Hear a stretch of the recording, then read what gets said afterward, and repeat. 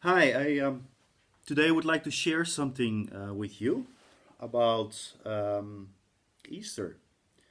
We know that Easter is coming up in a few days from now, and it's a very special day. So I would like to share a story that goes like this. From Luke 24, we read this amazing story of a few women who early in the morning went to the grave to anoint their beloved Jesus, who had died already on Friday. And he was buried just before the Sabbath started. There was simply no time to prepare the body appropriately, since everything had to be done in a hurry. Nothing was allowed on the Sabbath. On Saturday, or the Sabbath as the Jews call it, everything stopped. So the first opportunity to do the proper burial preparations for a deceased person was on the first day of the week, which we know as Sunday. And normally the body would be prepared in such a way that the bad odor would not immediately be noticed. It was also the proper thing to do out of respect for the deceased one. So, very early in the morning, as Luke 24, verse 1 says, these women, Mary of Magdalene, Mary, the mother of Jesus, Salome, the mom of James and John, the sons of Zebedee, we know as well, two of his disciples, they went to do what they wanted to do already on Friday. Still, they had their thoughts. Had they really thought it through? Had they really understood the consequences of the decision to go to the tomb? After all, Jesus was placed in a tomb with a big, heavy stone in front of it. And to make matters worse, there were Roman soldiers watching the site for possible intruders. After all, this Jesus was, in the eyes of the Jews and the Romans, a troublemaker. And who knows that somebody got the bright idea to take him away from the tomb and then spreading the rumor that he wasn't among the dead anymore. They may not even have given it a thought. I can just imagine what they were thinking. Mary, how are we going to push the stone away? Salome, what are we going to do? Who's going to help us? And what if the guards don't let us do what we would like to do? So this grieving group of women, all close friends and relatives to Jesus, came to the grave. Yet something had changed. The big stone wasn't there anymore. Did somebody beat them to it? Did somebody did the job for them before? What happened? Yet to make matters even more astounding, the body wasn't there anymore. What now? Wasn't the grief of his undeserving death enough already? Did someone have to steal him too? Make him their hero of some sort of cult perhaps, or claiming that he is gone just as he said he would? After all, many followers of Jesus placed their hope on this prophet, perhaps they even call it the Messiah. And he would be the one to deliver Israel out of the hands of the Romans. But it didn't go exactly as they expected. Jesus was beaten, humiliated, and finally crucified as a criminal on a cross. They all saw the blood, the thorns, the scorning, the ridiculing. And what now?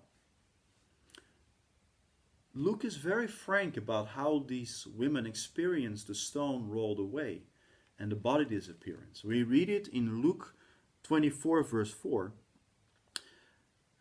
that they were greatly perplexed. And I can understand that reaction. It's so human. What did just happen here? What went down here? Luke goes on when he suddenly introduces two men that appeared out of nowhere. Again, the women were afraid. Very understandable. After all, they were on a site where anything could happen. Perhaps the guards would show up just to drive them away. Perhaps they would be arrested themselves, because both the Romans and Jewish leaders wanted to silence this nuisance of a man called Jesus and also his followers. But they couldn't. The two men spoke appealing to the memories of the women. They said like this, "Don't you remember?" Now the question is, remember what? They were still in shock mode. Their beloved leader, their son and Messiah, he had died. Did they need to be reminded of that? Well, isn't that human? Sometimes life just throws everything at us. Death and hardship, pain, grief, sickness, sometimes betrayal, regrets. Yet the two men reminded these women, as they also remind us, that Jesus said that he'd be back from the dead. He said it in advance, but still the women didn't get it. In fact, no one got it. His disciples didn't get it. In fact, when the women finally got their head around the idea that Jesus had actually risen from the dead, they became the first to announce this to the disciples. Why didn't they go to the tomb like these women early in the morning? After all, Jesus had foretold them, first of all, several times that this would happen. And he didn't say it once, he didn't even say it twice, but more than that. He said that he would go to Jerusalem and he would suffer the consequences. He wouldn't be the conqueror the way they expected it, but he would come as a conqueror the way he said he would. The Romans were not the issue, bondage was. The issue was not that Israel needed to rule and reign again as they expected. The issue was sin. That was the real bondage, the real slavery. The Apostle Paul says in Romans 8 verse 3 that what the law could not do to make weak, God did. Because of the flesh, God did by sending his own Son in the likeness of sinful flesh on account of sin. And like this, he condemned sin in the flesh. This was the issue. Sin had to be crushed. And Jesus became sin and died so that we didn't need to. And this way, Jesus satisfied the just demands of the law. Still, the disciples didn't get it. They walked with Jesus for over 3 years, and they did not understand even the most basic aspect of Christianity, the resurrection. I think that's amazing. Luke is brutally honest about their unbelief. The disciples called this talk about Jesus' resurrection idle talk when they spoke to the women. How is that for a discouragement? I have just one simple but honest question for you. What do you expect from Jesus this season? Can you believe that he can also resurrect your situation, how difficult as it may be? It's one thing to believe that Jesus rose from the dead, and we know that's the biggest miracle on earth.